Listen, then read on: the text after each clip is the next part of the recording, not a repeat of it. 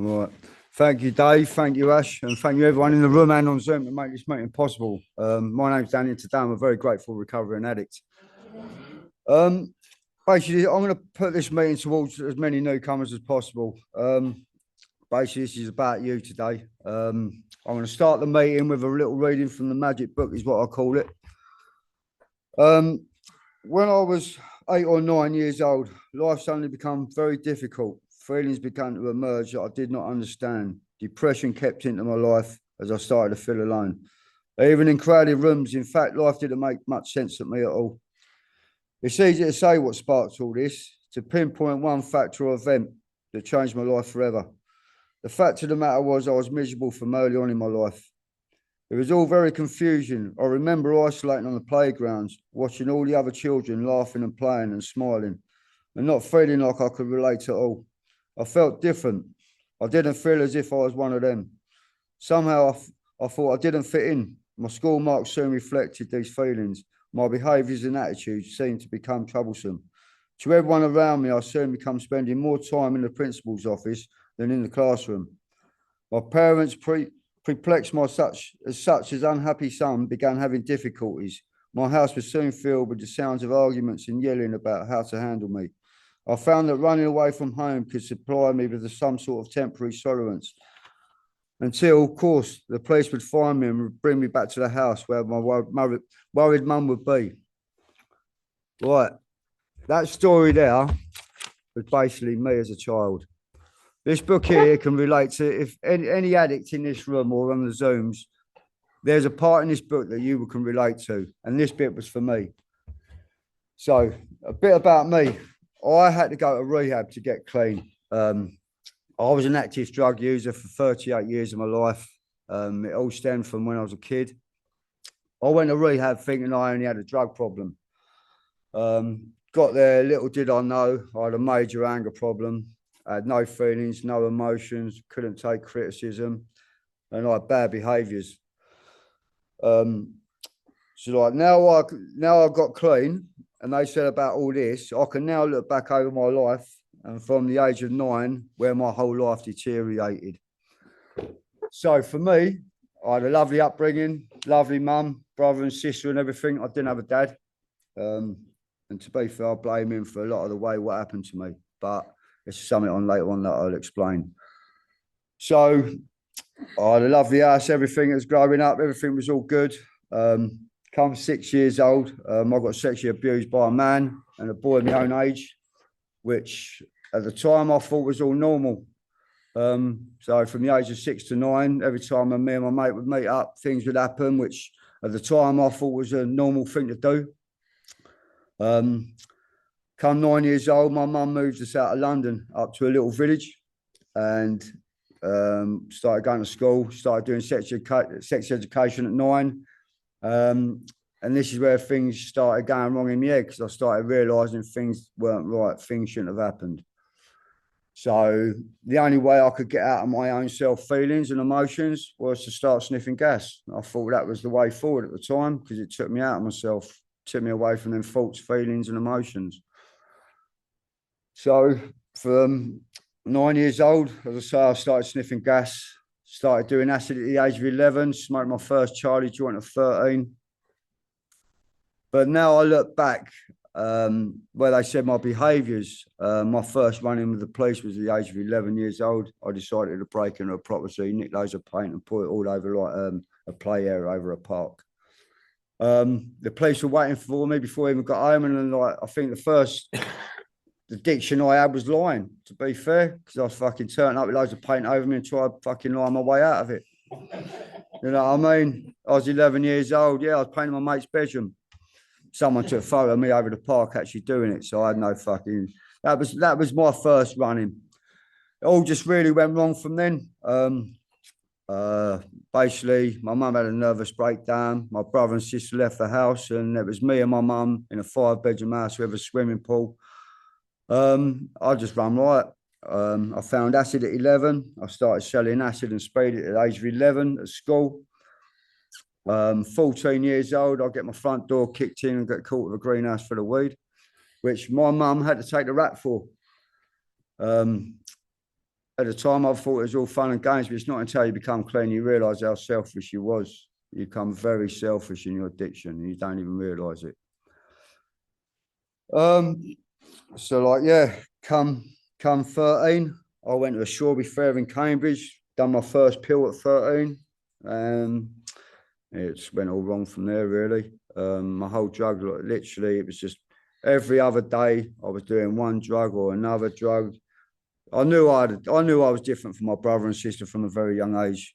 They could have one bowl of cereal, I'll end up having 3 or 4 at a time. Just little addict behaviours, which I can now look at over time, what I used to be like.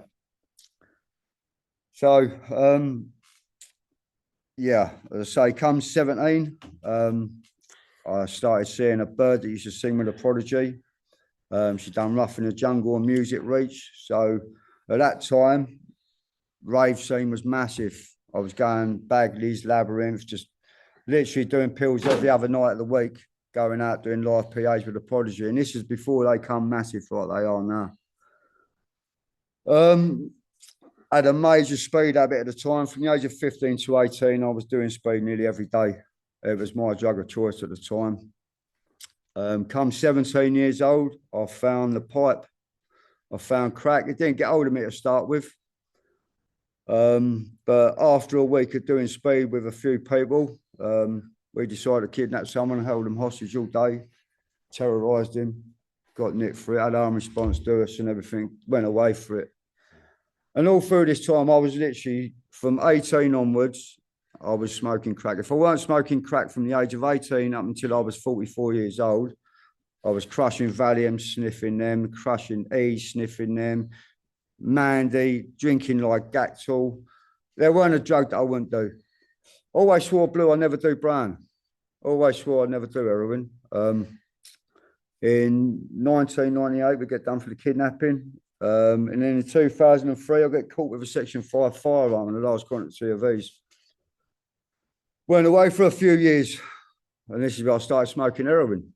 I always said I never smoked brown, but I went to jail and fucking got bored and started smoking brown in jail because you couldn't get crack as easy as you can brown in jail. Started taking people's Valium off them, Mogodoms. I just needed to get out of my feelings because growing up, I couldn't get the thought of having to put a bloke's cock in my mouth at 6 years old. And growing up, that sat in my head and it didn't sit right, to be fair, I'm not going to lie. Didn't sit right and it fucked me up for fucking up until I was 44 years old because now I've learned I was using on resentments because basically I was using on that feeling and the thought of my dad not being there throughout my whole life. I blamed him for not teaching me about the birds and bees at a younger age. But at the end of the day, it's now I've come to accept it weren't my dad's fault. That was me trying to blame my dad for the excuse of me smoking crack for fucking nearly 27 years every day. In this time, I adopted my daughter and I have had 2 boys with a partner who I was with for 27 years. She never touched drugs once, never touched drugs, but she stuck by me for all the shit I put my kids through. In my drug use, I become very selfish, ignorant, arrogant, inconsiderate, greedy. I went down the wrong hill, mate. I ended up robbing lots of people for large amounts of money and putting my family in a lot of danger. At one point, having to move my family out of Ipswich because I owed someone nearly 100 grand through coke. That's how bad the situation gets when you start getting involved with the wrong people. So like my life, I've worked all my life from the age of 15. I was a plasterer. So it didn't help me. I was a functional crackhead, I called it, because I could go to sleep on I could go to work on 2 hours sleep every day, sniff coke throughout the day. Come 4 o'clock, that's my time that I'm allowed to put it on a spoon and wash it. And that was my everyday routine for the last 27 years. Every day was going to work, getting home, smoking crack. And you know what? It was fucking boring. It was boring. It got me in so much trouble. I ended up going from fucking selling drugs to burgling houses and people's fucking warehouses, getting caught. Done geographicals. I've moved all over England thinking, oh, I can move away from the crack. Don't work. Wherever you go, your addict follows you. So it didn't work for me. I couldn't get a day clean. And I'd hold my hands up. I couldn't get a day clean. It was like dealing with the feelings and emotions which I couldn't deal with. And thanks to the 12 steps of recovery, I've learned to have a life today. Excuse me. So, like, yeah, that was my life. In 2023, I had the opportunity to go to a 12-step rehab. Before I went to this rehab, I thought, oh, I don't know nothing about these 12 steps. So what I'm going to do is I'm going to go to 2 other fellowships first and see if I could get the use of the word, see what these steps are all about. Went to my first meeting and I heard the word God and I thought, fuck this, I'm getting out and walking. It scared the shit out of me. I thought anytime I heard the word God, it used to scare me. So I went to this rehab, got my head down. Mate, I went to rehab. I didn't even know what grateful meant. I didn't know what gratitude meant. All I really knew how to do was a plaster a wall, load guns, and serve up drugs. That's all I ever really knew for the last 38 years of my life. Left school with no qualifications. I haven't got anything behind me at all whatsoever. And all I'd done was literally spent all my money, took all my partner's money from her as well, because that's what crack does to you, and that's the insanity behind the disease, what we live with. You become the most selfish, inconsiderate person, and you don't even realise you're doing it at the time. You think, oh, it's all about me, but you don't care about what you do to other people and their feelings. So I went to rehab. I learned a lot about myself. I had to have loads of anger essays. Resentments was my biggest, as I say. I found out that I was used to use on resentments. Poor old me, poor old me. 2 months down the line in rehab, I got kicked out for not grassing someone up for having a drink. And do you know what? I was broken. Right, I went to jail. I went to rehab, and I probably cried 3 or 4 times throughout my whole life. I got to rehab and I cried every day for nearly 56 days in rehab. And do you know what? I needed it because when I was in rehab, you get letters sent from your family. It's like step 8 here, you have to write your letters. When you're in rehab, you get your letters from your family. And believe me, there's nothing about it. What you write to yourself is nothing compared to what your kids send you and call you an absolute shit cunt of a dad. Broke me, you know what I mean? Hearing my own kids thinking, I bought them what they want. I got them everything they wanted, but all they wanted was a dad to take them to a park, take them down the fucking road or take them to the shop. Didn't have time for my kids because all I wanted to do was smoke my crack and go out and serve people up. That's the selfishness of what happens behind the world we live in the insanity. So when I actually read these letters from my youngest son, he's 21 in a couple of weeks, it broke me. Thinking he was only 6 years old, he wouldn't remember nothing. But then I had to stop and think, I could remember what happened to me at 6 years old. So he would remember stuff as well. And it made me think about things.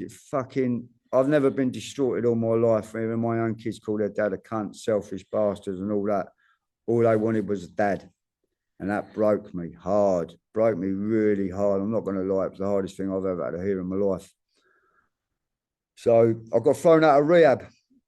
On the train back from rehab, I ain't going to lie, I was shitting myself, proper shitting myself. It was on a Wednesday. On the Thursday, my daughter put me up at her house. I didn't want to come back to Ipswich, so I was meant to be going to a dry house in Bristol. Didn't happen. Come to the Thursday meeting, and the very next day, I walked in here broken, literally rocking on my chair. I didn't know what to do. I literally come up here and said, listen, I need a sponsor. Do you know what? The best thing I could have done was you need to get yourself a sponsor you can relate to.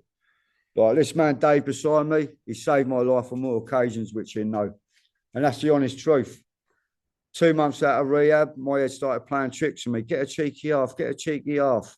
I know myself I can't get a cheeky half. That cheeky half will end up into a quarter or a half ounce later. So my ex-partner at the time said, ring your sponsor. I went, I ain't ringing him. I ain't going to make myself look a cunt. That's my ego. You know what I mean? My ego's going to kick in. My pride's going to kick in. But I'm quick enough to ring my dealer up and ask him for a cheeky half on tick, but I don't want to ring my sponsor up to try and save my life. You know what I mean? That's the insanity behind the disease we live with. So do you know what? I rang my sponsor up, Dave, and he was at my front door within 15, 20 minutes. And the geezer he was in Five Guys eating dinner with his mates, right? I can remember the night as anything. He dropped his burger and come and got me, and then we went and watched boxing. So you know there, I knew there and then I had the right sponsor, because most people would have just said, you go all right. He was at my front door, he picked me up, right? He took me out. So like, what I'm trying to say is, mate, if you're new to the program, you need to get yourself a big book, a sponsor you can relate to. All right, this book here, well, I'm going to lie, saved my life. This book here saved my life on many occasions. It's the only book I've ever read in my whole life. I'm 46 years old, right? And this is the first book I ever read. So like, I can't stress enough about the importance about getting yourself a sponsor, someone you can relate to, someone you can talk to. Do a few days. What he suggests to you is simple directions. If you do them, you can have a pucker life. When I used to hear my sponsor say you can have a life beyond your wildest dreams, I never knew what he meant. I thought, what's he talking about? I'm sitting here, all I'm thinking about is crack and everything else. 2 years down the line, I understand what he means, mate. I'm free in my head. I don't wake up irritable, restless, discontent, angry, pissed off, or bored. I don't go to sleep thinking of drugs anymore. I don't wake up in the night thinking of drugs anymore. And I don't wake up in the morning thinking of drugs anymore. You know what I mean? I wake up in the morning, the first thing I do is a gratitude list. 10 things I'm grateful for, 5 things I'm not. And do you know what? That sets my whole day up straight away. I do 10 minutes meditating, praying. If you'd have said to me 2 years ago, Dan, you're going to be praying in 2 years, I'd have said, not in a million fucking years. You know what? I'll get on my hands and knees and I'll do praying. Do you know what? It works. Praying works for me. A lot of people might not believe it, but it does for me. You need to believe in yourself. So, like, the life I live today is a life beyond my wildest dreams. I've gone from robbing dealers for 5 figures, running around with guns, to like now helping people. Like, mate, he went through the 12 steps and that, and went through the steps, right? For the newcomers in there, right? Because when I was in rehab, they took me to a meeting. I went into a CO meeting. The first thing they were talking about was step 10. I was like, what the fuck are these lot going about? I did not have a Scooby talking about step. Wow, what does all this mean? So I've read it out a bit more simple for people that couldn't understand what that meant, right? Part 1, acceptance and surrender. Basically, step 1 to 3. Admit you're fucked. Realise your addiction is out of control and you're in a right pickle, right? That's step 1, pretty much. In a simpler way, right? Step 2, find hope. Believe in a power greater than yourself. Could be God, nature, even a fucking glass of water if you wanted it to be, right? Number 3, commit to change.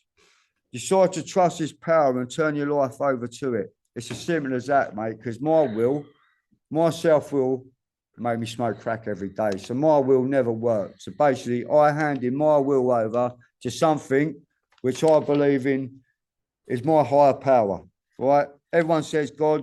God for me is good orderly direction. My higher power is my grandkids, mate, right? That's me, right? Everyone's got your own sort of part of it. Right, part 2, self-reflection and repair. Steps 4 to 9, this is, right? Step 4, take a hard look, do a thorough, honest look at your character defects and behaviours.